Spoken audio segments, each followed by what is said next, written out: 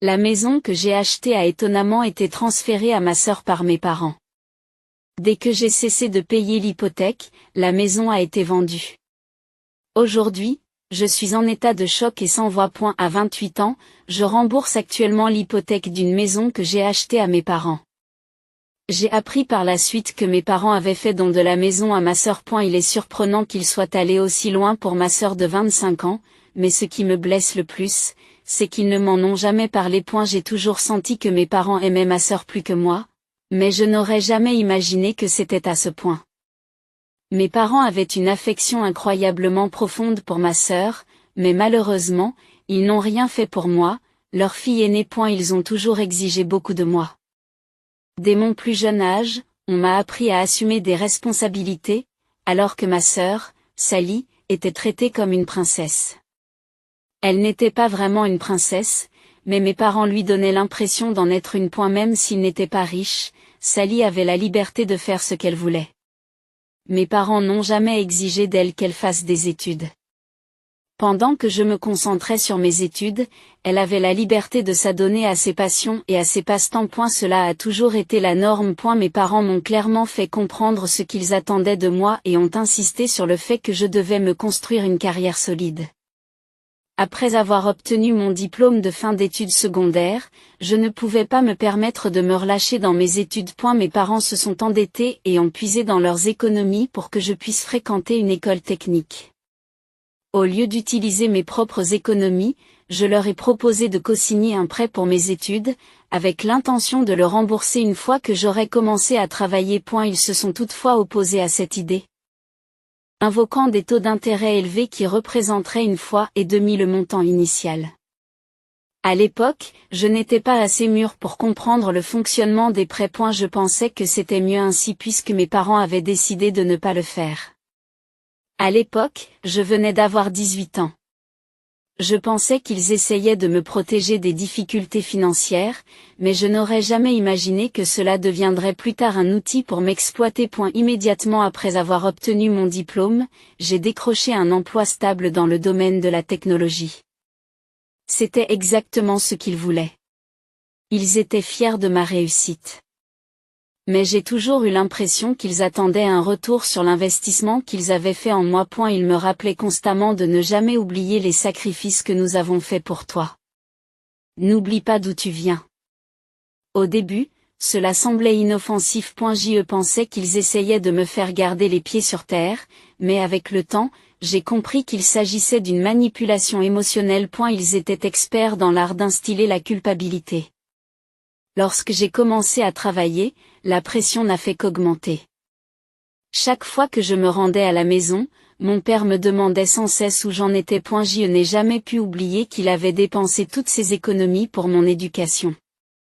Je devais travailler dur pour rembourser les énormes sacrifices que mes parents avaient faits pour moi. J'ai compris qu'ils avaient besoin d'une nouvelle maison. Pendant des années, ils avaient économisé avec diligence, uniquement pour utiliser ces fonds pour mes études universitaires. Cela faisait moins d'1 an que j'avais commencé à travailler et j'étais encore novice dans mon premier emploi. Lorsque je suis rentrée à la maison pour les vacances, mon père m'a regardé fixement pendant le dîner et m'a dit quelque chose qui m'a ébranlé. Nous avons joué notre rôle dans ton éducation. Maintenant, c'est à toi de faire des projets pour nous acheter une maison. Nous ne pouvons pas vivre éternellement avec un loyer. En entendant ces mots, mon estomac s'est retourné.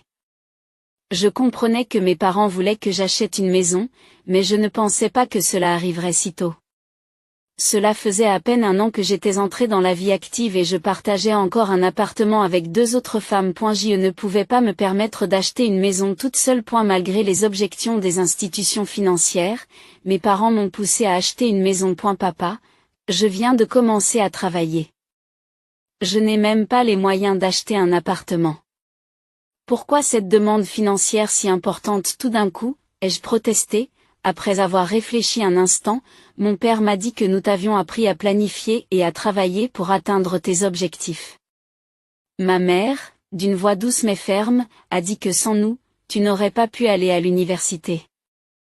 Tu ne serais pas ce que tu es aujourd'hui. Je veux que tu rembourses cette dette envers nous. Je n'ai pas eu le courage de dire qu'ils avaient tort.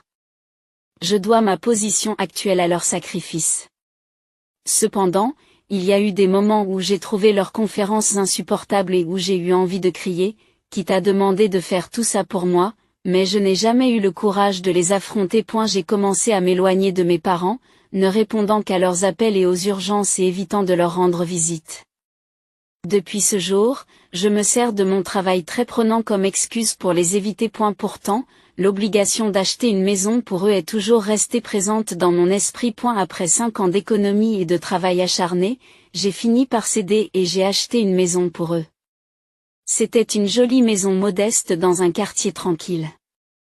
Elle n'était pas luxueuse, mais elle était confortable.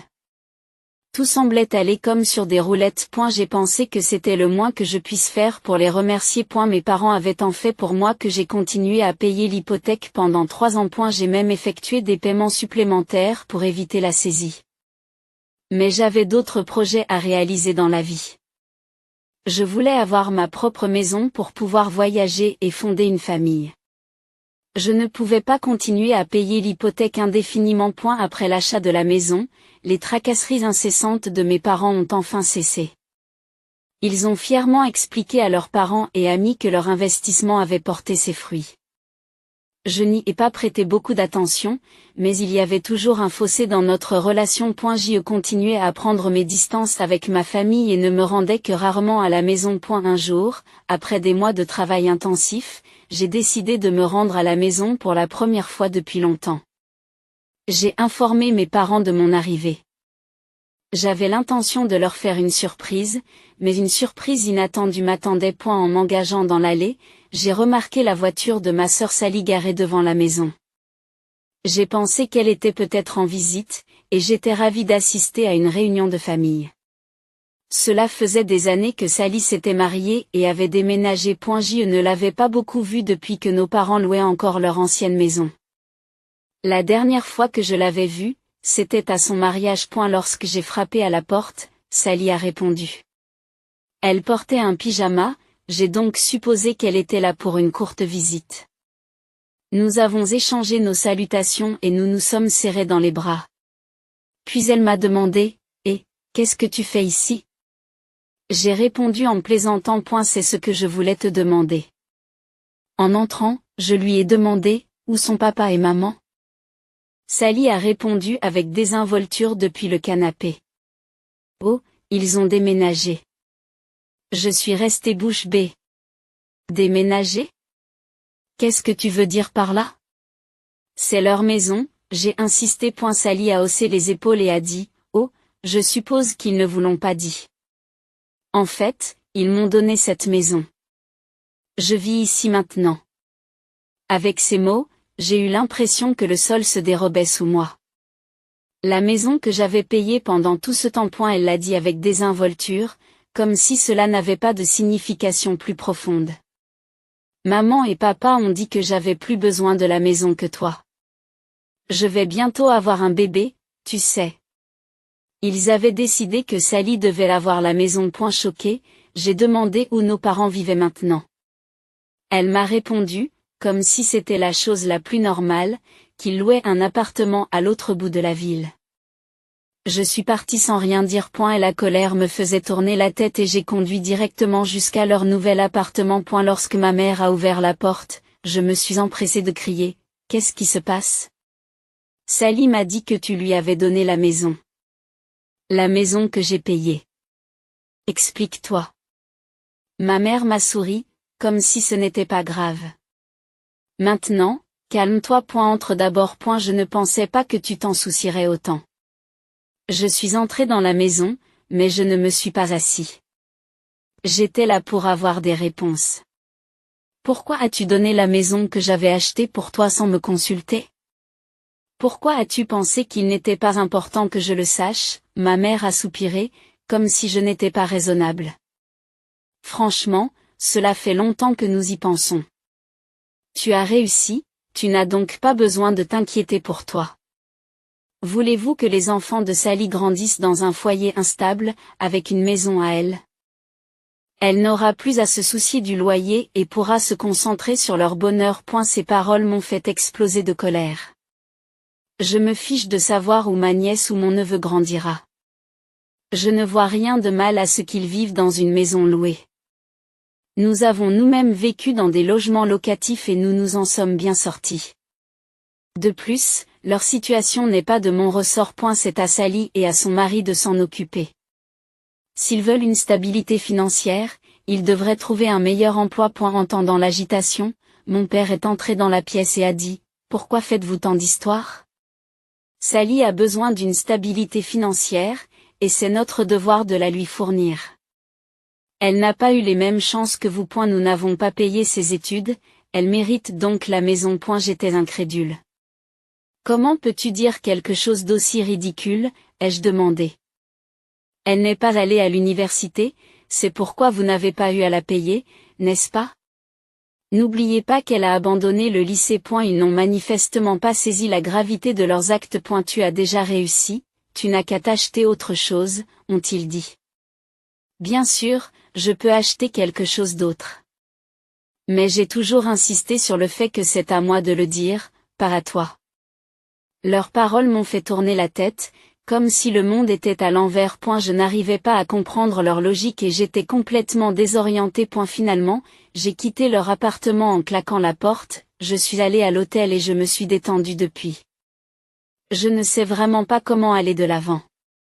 Je ne peux pas reculer comme c'est à Je n'ai pas l'intention de continuer à payer l'hypothèque après avoir découvert les faits, mais naviguer dans cette situation difficile est incroyablement complexe. Je comprends que mes parents n'ont pas les moyens de payer les mensualités. Mais je suis persuadée que ma sœur peut le faire. Tout cela s'est passé vendredi. Nous sommes aujourd'hui dimanche. J'ai réservé un vol pour mardi afin de rentrer chez moi. J'ai envisagé de partir immédiatement, mais après m'être calmé, je me suis rendu compte qu'il y avait d'autres choses à faire.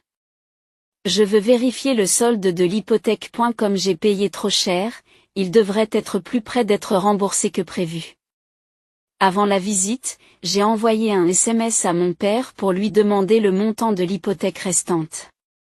Il m'a répondu qu'il devait confirmer avec le gestionnaire du prêt. J'ai envoyé un message disant « Emmenez-moi à la banque demain. Je dois vérifier le solde restant dû. » Bien que je ne veuille pas continuer à payer l'hypothèque, j'ai besoin de bien comprendre la situation. Compte tenu de tout ce qui s'est passé, je ne peux pas justifier la poursuite de ces paiements. J'estime que l'achat de la maison était déjà une contribution importante. Et il est clair que mes parents et ma sœur ont pris ma générosité pour argent comptant, et je ne me fais pas d'illusions à ce sujet. Je ne me sens pas obligé de continuer à payer pour une maison qui n'est plus la mienne. Cela vaut peut-être la peine d'en discuter avec mes parents, mais je dois leur dire clairement que je ne peux pas supporter un bien qui m'a été cédé sans mon consentement. Puis, une vérité encore plus insupportable est apparue. Je reviens de la banque et la découverte que j'y ai faite m'a brisé le cœur. Les paiements supplémentaires que j'ai effectués pour l'hypothèque n'ont jamais été crédités à la banque. Mon père n'avait payé que le montant requis pour l'hypothèque. Les fonds excédentaires étaient utilisés pour payer le loyer de leur appartement. Telle est la réalité. C'est dévastateur. J'ai vécu de manière frugale, en fonction de mes moyens, et j'ai essayé de rembourser l'hypothèque plus tôt que prévu. Lorsque le directeur de la banque m'a montré les relevés des dépôts mensuels, je me suis rendu compte que j'avais payé environ 1,3 fois le montant requis. J'ai insisté sur le fait qu'il devait y avoir une erreur. Nous avons examiné l'historique des transactions et nous avons vu combien j'avais envoyé à mon père chaque mois. Mon père a affirmé que les registres du gestionnaire étaient exacts. Le montant exact a été versé au titre de l'hypothèque. J'ai eu l'impression qu'il avait mal compris ou qu'il était confus, mais il m'a pris le bras et m'a dit « Les registres sont corrects. Vous aviez raison. Nous en reparlerons plus tard. » Ces paroles m'ont écrasé. Je me suis senti étourdi et accablé par la possibilité d'une nouvelle trahison. Au cours de la réunion, je suis resté assise en silence pendant que le directeur m'expliquait les autres détails de l'hypothèque et les options de consolidation du prêt. Dès qu'il s'est éloigné, mon père m'a pris à part et m'a demandé « Pourquoi as-tu parlé des paiements supplémentaires? Étaient-ils destinés à l'hypothèque ?» J'ai haussé le ton. J'ai répondu que oui, bien sûr. Sinon, pourquoi aurais-je envoyé de l'argent en plus? Ce qu'il a dit ensuite m'a stupéfié. Je pensais que c'était pour nos dépenses. Mais je l'ai utilisé pour payer le loyer, a-t-il admis. Je l'ai regardé fixement, puis je me suis enfoncé dans une chaise, enfouissant mon visage et mes mains. Comment vais-je faire face à mes parents maintenant? Mon père s'est assis à côté de moi et m'a dit que ce n'était pas si grave. Je n'ai pas pu cacher ma colère. Ce n'est pas si grave? Me forcer à acheter une maison, la donner à Sally sans me le dire, et utiliser mes paiements supplémentaires pour le loyer, rien de tout cela n'est grave. Elle a répliqué. Le fait est que l'achat de la maison ne t'a apporté aucun bénéfice. Mais j'ai dépensé toutes mes économies pour tes études. Un peu de retour sur investissement n'est pas de trop avec l'argent que tu as envoyé pour la maison. J'ai payé les mensualités à temps. Quel est le problème si j'utilise l'argent supplémentaire pour payer le loyer?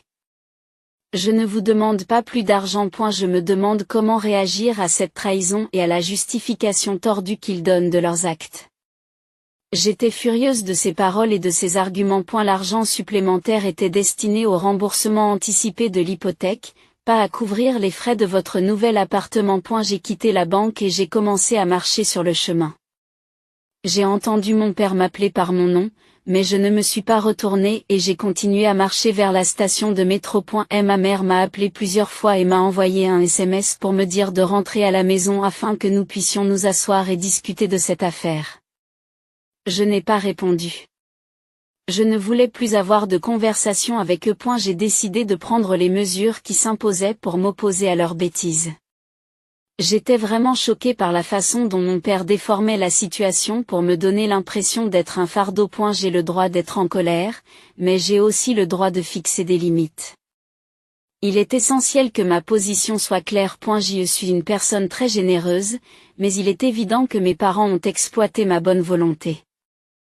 Dans cette situation, ignorer leurs appels et leurs messages est tout à fait justifié. Je dois continuer à me concentrer sur mon propre bien-être. À ce moment-là, je tremblais de colère. Plus tard, je suis rentrée chez moi et j'ai repris une vie normale. A eu changement de moi, je n'ai pas renvoyé le paiement de l'hypothèque à mon père comme prévu. Au début du mois, mon père a essayé de me contacter, mais il n'a pas pu me joindre car je l'avais déjà bloqué. J'ai également bloqué ma mère, ma sœur Sally et le mari de Sally. Recherche de la paix. J'ai pris la décision de ne plus payer l'hypothèque. Je ne pouvais plus supporter d'être manipulée. Si mes parents voulaient donner la maison à Sally, qu'ils le fassent. Elle devait prendre en charge les paiements. C'est à elle de prendre cette responsabilité. Lorsque mes parents ont appris que j'avais cessé les paiements, ils étaient furieux. J'ai reçu de nombreux appels et messages vocaux de numéros inconnus. Peut-être utilisaient-ils les numéros de leurs amis, mais je n'en étais pas sûr. Ils ont crié, « Si tu arrêtes de payer, nous ne pourrons plus payer l'hypothèque. » En entendant cela, je n'ai pas pu m'empêcher de rire. Ce n'est plus mon problème. J'ai également bloqué tous ces numéros. Mais ce n'était pas la fin du problème. 3 jours plus tard, en rentrant du travail, j'ai trouvé mon père sur le pas de ma porte, furieux. Il a crié, « Ça ne peut pas se terminer comme ça. Tu nous dois bien ça. C'est nous qui t'avons envoyé à l'université. C'est nous qui avons fait de toi ce que tu es aujourd'hui. » J'ai répliqué. J'ai déjà assez payé, n'est-ce pas? Sais-tu au moins combien d'argent j'ai investi dans l'hypothèque? C'est bien plus que ce que tu as dépensé pour mes études. Je ne vous dois rien. Mon père m'a accusé d'être ingrat, mais je l'ai interrompu. Non. Arrêtez d'essayer de me culpabiliser. J'en ai assez. Je ne paierai plus ton loyer ni aucune autre dépense. C'est ton choix, pas le mien. Je n'en peux plus. Tu m'as traité comme une marchandise. Après m'avoir élevé comme un investissement pour l'université. Maintenant, tu veux tirer des profits de moi pour la vie. Je ne suis pas un produit. Sur ces mots, j'ai pris d'assaut le couloir et je suis parti. Je ne suis pas retourné à mon appartement. J'avais peur qu'ils me suivent. Je ne voulais pas de drame supplémentaire. Lorsque je suis revenu plus tard dans la nuit, il n'était plus là. Et ma mère m'a appelé plusieurs fois, laissant des messages vocaux affolés. Sally a également laissé un long message, expliquant pourquoi la maison était essentielle pour sa famille et à quel point j'étais égoïste de ne pas les soutenir. Mais j'étais enfin libérée de leur manipulation. Ma relation avec eux est terminée. Je n'aurais jamais imaginé qu'après avoir investi tant d'argent durement gagné dans l'achat d'une maison, j'en arriverais là. La maison a fini par être saisie. Sally a eu du mal à faire face aux paiements hypothécaires, et mes parents avaient déjà du mal à payer le loyer de leur appartement. Gérer l'hypothèque, le loyer et les autres dépenses est devenu impossible. Lorsque j'ai cessé de payer, j'avais prévu cette issue. Ce n'était qu'une question de temps avant qu'ils ne s'en rendent compte eux aussi. Environ un an plus tard, j'ai appris que la maison avait été mise en vente. Mes parents ont essayé d'utiliser le peu d'économies et de fonds de retraite dont ils disposaient pour récupérer la maison, mais ils n'y sont pas parvenus. Des tensions sont apparues entre Sally et mes parents. Ayant du mal à faire face aux paiements hypothécaires, mes parents ont demandé à Sally et à son mari de contribuer à la moitié des coûts. Sally a fait valoir que la maison était un cadeau et a insisté pour qu'ils couvrent la totalité des frais. C'est alors que mes parents ont réalisé leur erreur. Mais il était trop tard. Ils ont décidé de se défaire de la maison et de la mettre aux enchères. Et la maison s'est vendue et mon père a récupéré une somme importante grâce à la vente. Je pense qu'ils ont fait le bon choix. Quant à l'acompte que j'ai versé au fil des ans, je ne m'attends pas à le récupérer. Ils n'ont pas l'intention de me le rendre, et je l'ai accepté. Au moins, maintenant, ils ne prétendent plus être de généreux bienfaiteurs. J'ai déjà remboursé tout ce qu'ils ont dépensé pour mon éducation, y compris les intérêts. C'est pourquoi je ne me sens pas coupable de couper les ponts avec eux. Selon des proches et mon oncle, mes parents ont déménagé dans un appartement plus petit pour réduire le loyer. Ils ont également commencé à économiser l'argent qu'ils ont reçu de la vente aux enchères de la maison et s'efforcent de subvenir à leurs besoins à la retraite sans dépendre de moi. Ils ont complètement cessé de soutenir financièrement Sally et ont exigé qu'elle prenne la responsabilité de sa famille. Bien que Sally ait essayé de les culpabiliser, mes parents sont restés fermes dans leur décision. C'était un bon choix pour eux. J'ai également loué mon propre appartement pour préserver ma vie privée. J'ai commencé à économiser pour acheter une maison qui sera vraiment la mienne. Il n'est jamais facile de s'éloigner de sa famille, mais parfois, même ceux qui sont censés vous aimer le plus peuvent profiter de vous. Il m'a fallu du temps pour comprendre cette vérité. Mais je ne regrette pas ma décision. Qu'il s'agisse de membres de la famille ou d'étrangers, j'estime que je mérite d'être traité avec respect et pas seulement comme une source d'argent. Il est triste d'entendre parler de la désintégration de ma famille, mais ils réalisent enfin les conséquences de leurs actes insensés.